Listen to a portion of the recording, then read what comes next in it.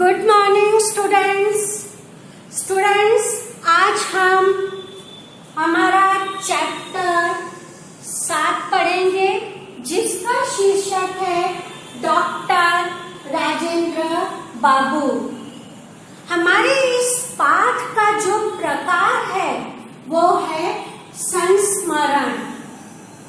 संस्मरण का अर्थ होता है बार बार याद आना। ये संस्मरण हमारी लेखिका महादेवी वर्मा ने लिखा है। स्टूडेंट्स, ये संस्मरण आपकी क्लास में 6th स्टैंडर्ड में पहली बार आया है। तो मैं आपको बता दूं कि संस्मरण का जो अर्थ होता है कि किसी के बारे में उसकी बातें बार बार याद आना और वह बातें कि जो हमेशा के लिए याद रह जाती हैं उसे कहते हैं संस्मरण। तो हमारे पाठ का जो प्रकार है वह है संस्मरण। सबसे पहले हम शब्द वाटिका देख लें। शिलान्यास मतलब नींव का पत्थर रखना। फाउंडेशन, किसी भी बिल्डिंग को बनाने के लिए जो पहला पत्थर रखा जाता है उसे कहते हैं शिलान्यास। कर्म निष्ठा, ईमानदारी से कर्म करने की भावना। कर्म का अर्थ होता है काम, कार्य। मुखाकृति, मुखाकृति का अर्थ होता है चेहरा, मतलब किसी का भी चेहरा। अंकित, अंकित का अर्थ होता है लिखा हुआ, जिससे लिखा जाता है, अंकित किया जाता है वह। उसे अगर हिंदी की भाषा में, खड़ी भाषा में कहा जाए तो अंकित कहा जाता है, लिखा हुआ। गंतव्य मतलब मंजिल, लक्ष्य। हर इंसान का एक लक्ष्य होता है, एक मंजिल होती है जो वह पाने की इच्छा रखता है, तो वह लक्ष्य, मंजिल। अब स्टूडेंट्स, डॉक्टर राजेंद्र बाबू को सब जानते हैं।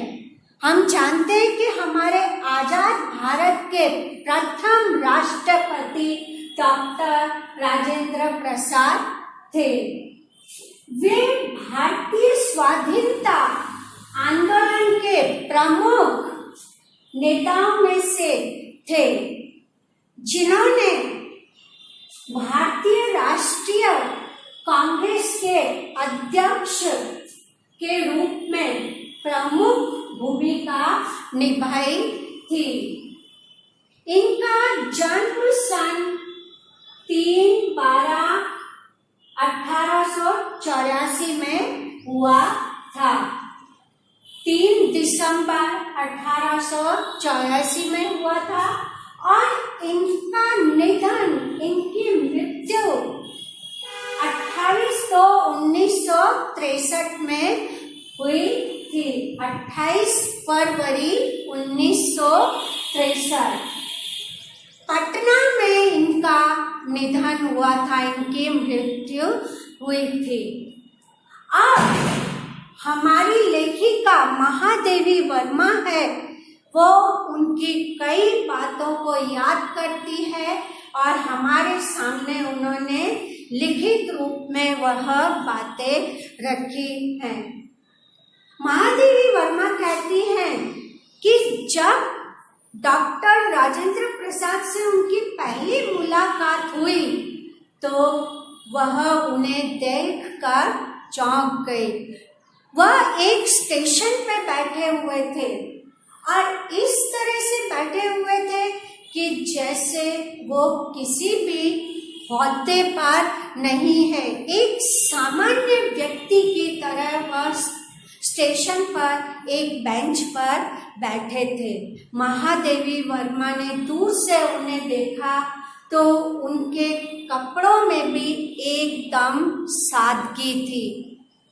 उन्होंने सादे कपड़े पहने हुए थे, सिंपल खादी का कुर्ता, और ऊपर उन्होंने फटा हुआ, कहीं कहीं से फटा हुआ कोट पहना हुआ था और धोती पहनी हुई थी।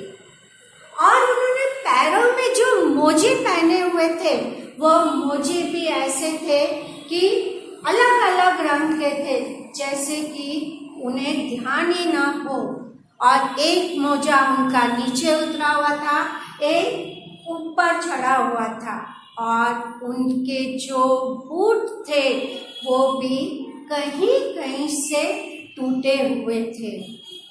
महादेवी वर्मा को उन्हें देखकर बड़ा आश्चर्य हुआ कि भारत देश का राष्ट्रपति वह ऐसी स्थिति में स्टेशन पर बैठा हुआ है सामान्य इंसानों की तरह। उन्हें बड़ा आश्चर्य हुआ। उनकी सादगी को देखकर महादेवी वर्मा उनकी तरफ आकर्षित हुई। उन्हें राजेंद्र प्रसाद जी से बात करने का मौका मिला। उनकी बातों में भी बहुत सादगी थी। राजेंद्र प्रसाद आराम से स्टेशन पे बैठे हुए थे। आने जाने वाले लोग उन्हें देख रहे थे, उन्हें सलाम कर रहे थे, और राजेंद्र बाबू सभी को उनकी बातों का जवाब भी दे रहे थे। महादेवी वर्मा एक और किस्सा बताती हैं कि हमारे राजेंद्र प्रसाद राष्ट्रपति जब एक कन्याशाला के शिलान्यास के लिए गए, वहां पर उन्होंने शिलान्यास किया और वहां ही पे उन्होंने अपनी पोत्रियों को भी डाल दिया। और उन्होंने वहां के शिक्षकों को साफ कह दिया कि जिस तरह से सारी लड़कियां इस कन्याशाला में रहती है, इस स्कूल में रहती है, उसी तरह से मेरी पोत्रियां भी रहेंगी। वो भी अपने सारे कार्य खुद करेंगी। उन्हें ऐसा कभी न समझा जाए कि वह राष्ट्रपति की पोत्रियां हैं। दूसरी घटना वह बताती है कि एक बार उनकी पत्नी ने राष्ट्रपति भवन में कुछ मेहमानों को बुलाया। मेहमान सुपड़े में कुछ चीजें लेकर आए और राष्ट्रपति को वह बिल्कुल खराब नहीं लगा। मेहमान हाथ में सुपड़ा लेकर और कुछ अनाज लेकर आए, लेकिन उन्हें बिल्कुल खराब नहीं लगा, क्योंकि उनका जीवन सादगी से भरा हुआ था। वो ग्रामीण से, गांव से जुड़े हुए, मिट्टी से जुड़े हुए इंसान थे। और एक और घटना महादेवी वर्मा बताती हैं कि डॉक्टर राजेंद्र प्रसाद सप्ताह में एक दिन व्रत रखते थे और वो और उनकी पत्नी राष्ट्रपति भवन में रहते हुए भी वो और उनकी पत्नी व्रत वाले दिन जमीन पर कपड़े का एक टुकड़ा बिछाकर उस पे बैठते थे और एक टाइम खाना खाते थे।